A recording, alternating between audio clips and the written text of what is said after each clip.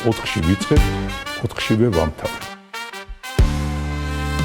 4 ოქტომბრის აქცია, ნაცებს ეგონა სანქცია, ხალხის ქუჩაში გაყვანა, იყო ერთობის მაქცია, ბურთულას შეძახილები, მისი ეკო და ბანია, უცებს იუპრისის მომოდელს უხრას ერთობის მაღლია.